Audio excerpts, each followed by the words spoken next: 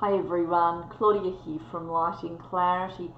I wanted to come on today just to give you a tool and talk about just something just briefly that might pertain to you.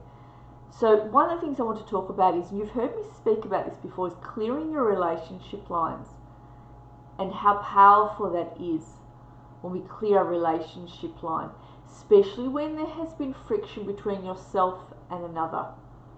Learning to do that is really, really important. This is something that I'll be teaching in the new year.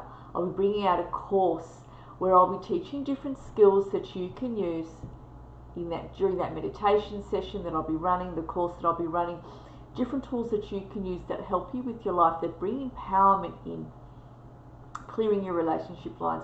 The other tool I wanted to give you is asking your spirit guides to speak to that person's spirit guides, to allow there to be some sort of peace between you, to allow you both to come together to communicate regarding what it is you need to resolve with one another. So I often say, my most highest loving spiritual guides of the light, can you please speak to Lars' most highest loving spiritual guides of the light, and ask them to help us start talking so we can resolve this. Now this is a tool that I've given to clients time and time again, and I've used as well over the years. So two very brief stories. One, I have a friend who years ago retired. She's an older friend. Her husband retired, I should say. She was still working. She worked as I do, as a clairvoyant. She ran her business at home, like I do, yeah? And her husband retired, and he was one of those men that didn't really have any hobbies. His hobby was his job, and all of a sudden he wasn't doing that anymore. And he wanted his wife to retire as well. And she says, well, I'm not ready to retire. I'm still working. She's still doing her readings, her healings, teaching Reiki, all the rest of it. He wanted to be the centre of her world. And my friend wasn't ready for that yet. And she said they were starting to come to blows between one another over this issue, that she was refusing to give up her part-time business that she was running. And it was a problem in her marriage because they were getting to a point where voices were being raised, and she really wasn't used to that in her relationship with him. She came out for a coffee with me. She said, Claudia, I don't know what I'm going to do. She says, this is getting really bad. I don't know how to handle him. And I was able to look, and I said, look, he's acting like he's 5. And I went on about what I could see had come from his past and what had happened.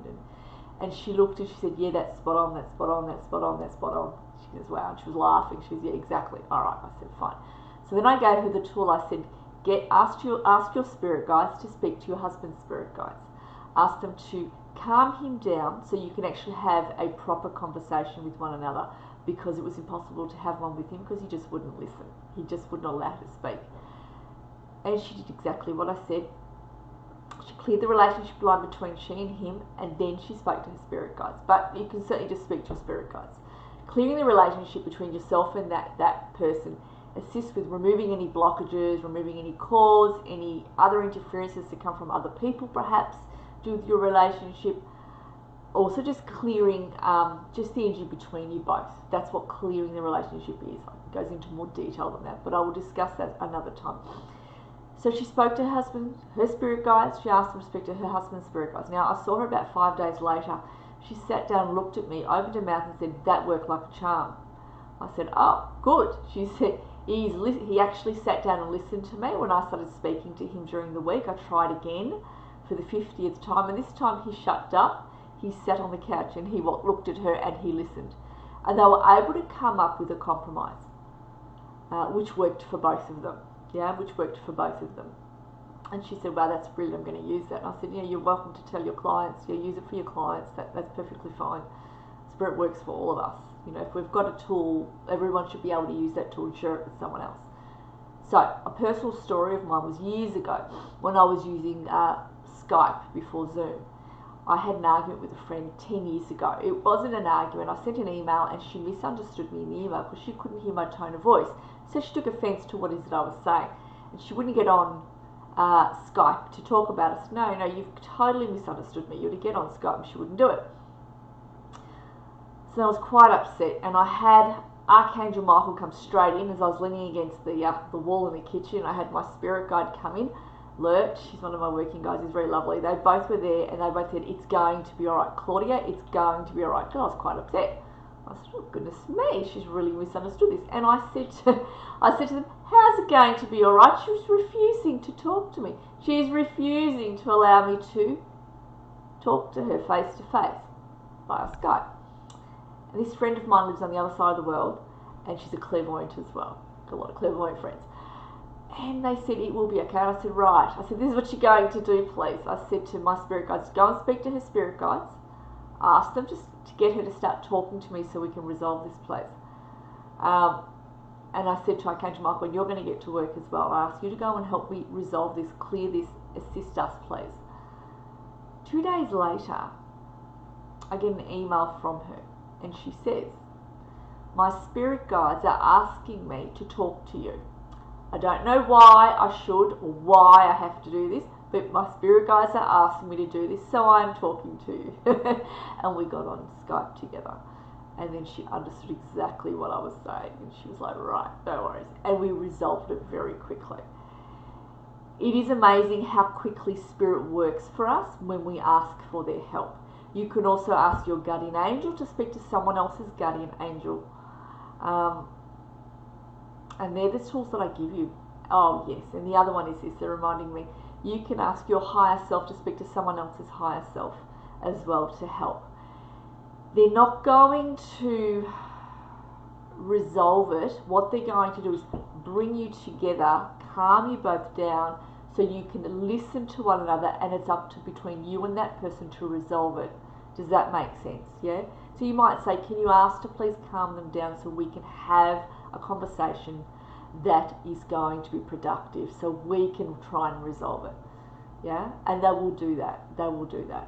It's a really powerful tool. I've given it time and time again, and I feel like it was something important that I had to bring back to the table with you all. For those of you who are new to watching me, those of you who have watched me for many years, just reminding you of that tool. It's a powerful tool.